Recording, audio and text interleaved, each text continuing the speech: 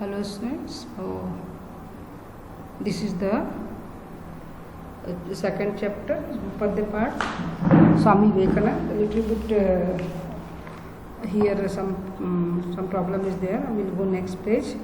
So ये chapter का नाम है युवाओं से, इसके लेखक हैं स्वामी विवेकानंद। तो स्वामी विवेकानंद जो है यूथ के रोल मॉडल थे। तो ये चैप्टर थोड़ा सा हार्ड है आप लोग को, लेकिन मैं जो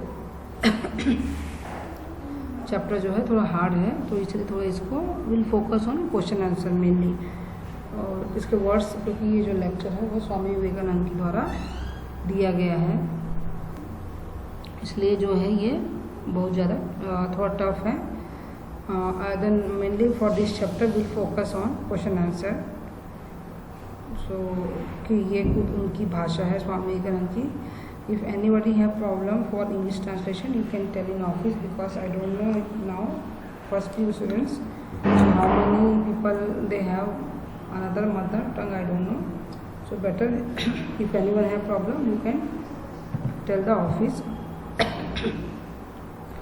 So ये चैप्टर तो है स्वामी विवेकानंद ने शिकागो में जो भाषण दिया था उसके लिए है, युवाओं से मतलब यूथ से। You want to tell something for the youth. He have so much trust on the youth. So it's lecture only for 4 pages, so little bit tough. Just I will teach according their question answer, how which paragraph is important maybe. So मेरी आशा मेरा विश्वास नवीन पीढ़ी के नवयुवकों पर है। किस पर है? नवीन पीढ़ी के नवयुवकों पर, यूथ पर। उन्हीं से मैं अपने कार्यकर्ताओं का संग्रह करूँगा। So he will collect his social worker from youth. वे सिंह विक्रम से देश की यथार्थ उन्नति संबंधी सारी समस्या का समाधान करेंगे।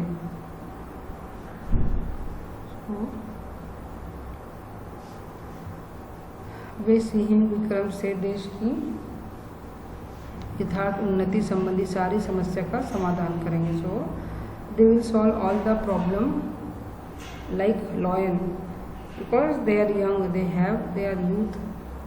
वर्तमान काल में अनुष्ठेय आदर्श को मैंने एक निर्दिष्ट रूप में व्यक्त कर दिया है।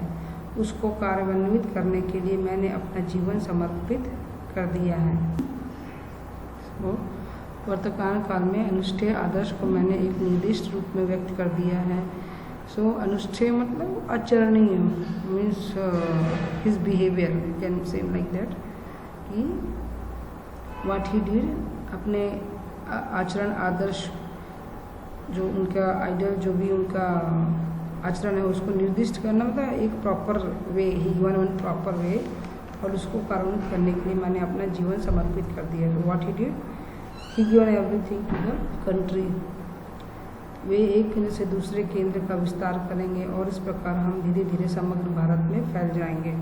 सो he is telling for the youth, they will make so many centre and then they will spread in whole country. तो Vivekananda also he everything he given to the country. भारतवर्ष का पुनरुत्थान होगा। पुनरुत्थान मतलब again we can make India. वह शारीरिक शक्ति से नहीं वरन आत्मा की शक्ति से होगा। Then how it will from, how it will grow, how it will, they will make India again from the soul energy, not from physical energy. वह उत्थान विनाश की ध्वजा लेकर नहीं वरन शांति और प्रेम की ध्वजा से। मैं अपने सामने यह एक सजीव दृश्य अवश्य देख रहा हूँ कि हमारी वृद्ध माता पुनः एक बार जागृत होकर अपने सिंहासन पर नौ यौवनपूर्ण और पूर्व की अपेक्षा अधिक महान्वित होकर विराजी है।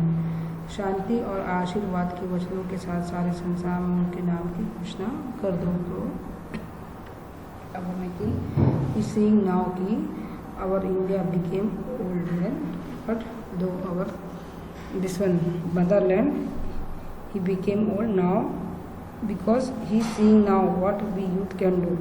He again she get up and she became young and she sitting on her own, means जो हमारी भारत माता वो फिर से जवान होके क्या कर रही है, अपने सिंहासन पर विराजमान है।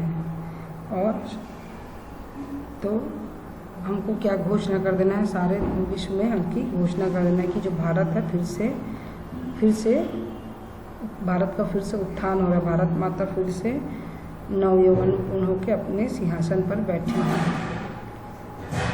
देखो वह निद्रित भारत अब जागने लगा है।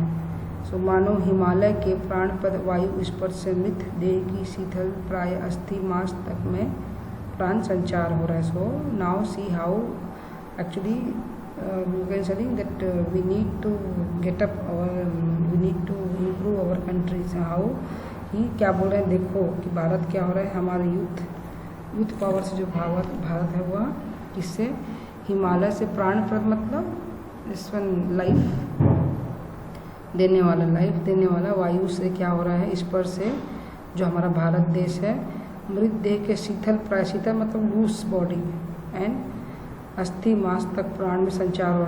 That Himalaya is giving that life to the our country and full body. Actually how India became शीतल प्राय मतलब loose became loose, so its bones and everything they are getting air from Himalaya.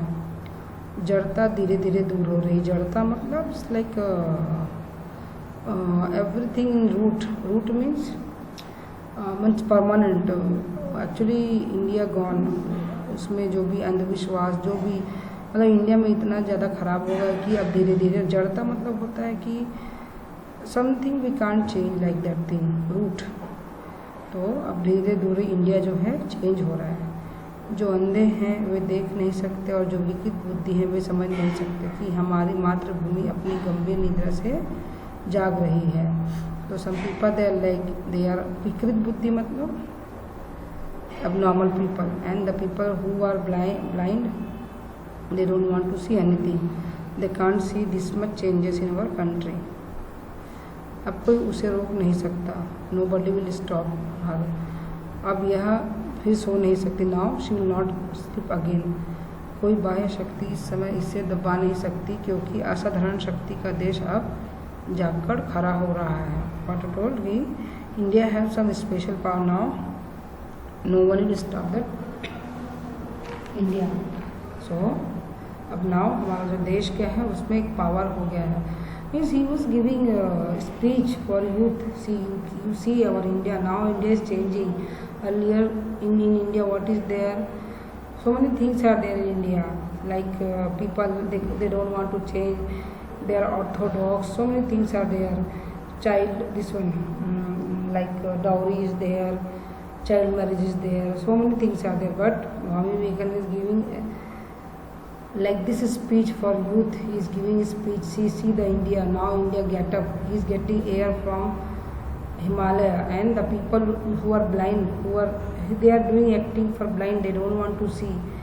They will not understand. The people who are vikrit buddhi matlab abnormal people, they can't understand how changing our India. But you are the youth. See, now no one will stop our country. So I think it's a little bit tough for you people, but just I will explain. Then last I will do question answer revision. So then easily you can understand. So just this one you listen and read, because this is very tough chapter, but in easy way I am teaching. So which portion is important I will tell you later.